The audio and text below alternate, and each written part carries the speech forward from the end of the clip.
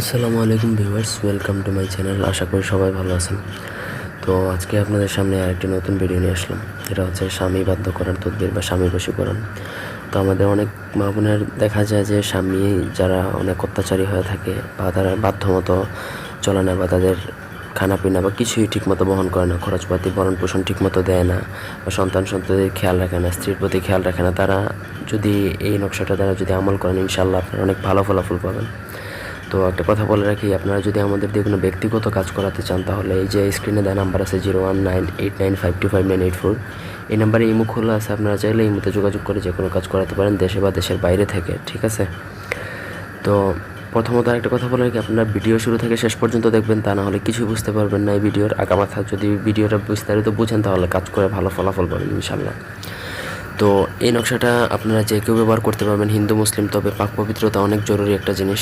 পাক পবিত্রতা অনেকের পিরিয়ড থাকাকালীন সময় বা মাসিক যেটা বলা হয়, এটা থাকাকালীন সময়ে এই নকশাটা ব্যবহার না করাই ভালো, তখন কাজ করবে না। এই নকশাটা সাদা কাগজে আপনার লাল কলম দিয়ে লিখতে হবে। আমি আবার বলছি, নকশাটা সাদা কাগজ দিয়ে লাল কলমে লিখতে হবে। সাদা কাগজে লাল কলম দিয়ে লিখতে হবে, এবং নকশাটা বুঝতে কোনো অসুবিধা নেই। 3, 4, 12টা ঘর অনেক সুন্দরভাবে আপনারা পূরণ করে নেবেন। সাদা কাগজে লাল কলম দিয়ে লিখবেন। তো লেখার পূর্বে প্রথমত আমার অনুমতি নিয়ে নেবেন। আমার অনুমতি নেওয়ার জন্য ইমোতে কথা বলতে পারেন, অথবা আপনারা চাইলে কমেন্ট করতে পারেন। আমি কমেন্টে আপনাদের অনুমতি দিয়ে দিব। আপনারা যদি কমেন্ট করেন তাহলে আমি রিপ্লাইয়ের মাধ্যমে অনুমতি দিয়ে দেবো। যাদেরকে রিপ্লাই দেবো তাদেরকে আপনারা মনে করবেন যে আপনাদের অনুমতি দিয়ে দিছি, ঠিক আছে? তো এটা একটা প্রধান জিনিস যে অনুমতি ব্যতীত কাজ হয় না, গুরুর অনুমতি লাগে, এবং আমার অনুমতি নেবেন। অনুমতি নিলে ইনশাল্লাহ আপনারা ভালো ফলাফল পাবেন, এটা আমি গ্যারান্টি দিয়ে বলতে পারি, এবং এটা ইসলামিক আমল, এটা বিফল হবে না। তো এটা যখন আপনি আমার অনুমতি নেবেন, নেওয়ার পর লিখবেন। তো লেখার পরে এক টুকরা কাগজে আর কি লিখবেন, লিখে এই যে নকশাটার নিচে স্বামীর নাম লিখবেন, মানে আপনার যে স্বামীর নাম লিখবেন, এবং তার মায়ের নাম অর্থাৎ আপনার শাশুড়ির নাম লিখবেন।